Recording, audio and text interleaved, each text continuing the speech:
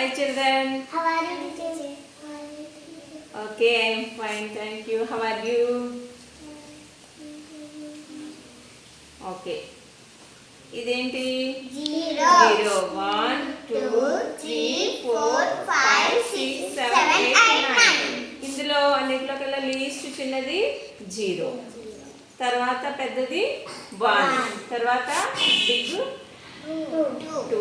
Next 3 పెద్దది. తర్వాత 4. తర్వాత 5. నెక్స్ట్ 6. తర్వాత 7. తర్వాత 8.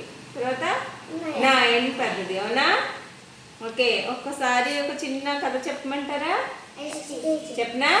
ఇంట్రెస్టింగ్గా ఉంటుంది. ఒకసారి 9 8ని లాగి లెంపకాయ కొట్టిందంట గట్టిగా. అప్పుడు 8 ఏడుస్తూ నన్ను ఎందుకు కొట్టావా అని అడిగిందంట. ఎందుకంటే నువ్వు నాకంటే చిన్నదానివి అని చెప్పిందంట 9. అది విని ఏం చేస్తుంది? 8 మళ్ళీ 7ని లాగి లెంపకాయ గట్టిగా కొట్టింది. కొడితే అప్పుడు మళ్ళీ 7 కూడా నన్ను ఎందుకు కొట్టావని అడిగితే 9 చెప్పిన సమాధానం 8 కూడా చెప్పింది. ఏమని చెప్పింది? నాకంటే చిన్నదానివని చెప్పింది అనమాట 8. అలాగే 7 ఎవరిని కొట్టారంటే 6ని కొట్టింది. మళ్ళీ 6 5ని కొట్టింది. 5 4ని కొట్టింది. 4 3ని కొట్టింది. మళ్ళీ 3 2ని కొట్టింది. మరి 2 1ని కొట్టింది. కానీ 1 మాత్రం అలాగా కొట్టకుండా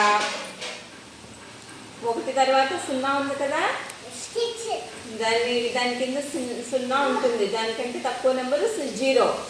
కానీ 1 మాత్రం ఏం చేసింది? 0ని కొట్టకుండా ఏం చేసింది? ప్రేమగా తన పక్కన పెట్టుకుందన్నమాట. అందుకని అప్పుడు 0లో అమాంతం ఎంత అయిపోయింది?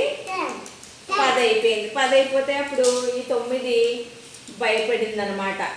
అంటే ఏంటి?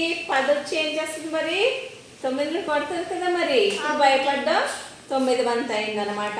అలాగే మనకి జీవితంలో చిన్న నీతి ఏముందంటే, ఇందులో మనకి జీవితంలో ఎవరైనా సరే ఎవరో ఒకరు మన పక్కన ఉంటే, అంటే మనకి ధైర్యం చెప్పి నేనున్నాను, ఏ విషయంలోనైనా మంచి సలహా ఇచ్చి వెన్ను తట్టి ఉండేవాళ్ళు ముఖ్యం అనమాట. అది ఎవరైనా సరే, చుట్టాలైనా బంధువులైనా ఫ్రెండ్స్ అయినా ఎవరైనా సరే ఉండాలి అని అర్థం. అర్థమైందా?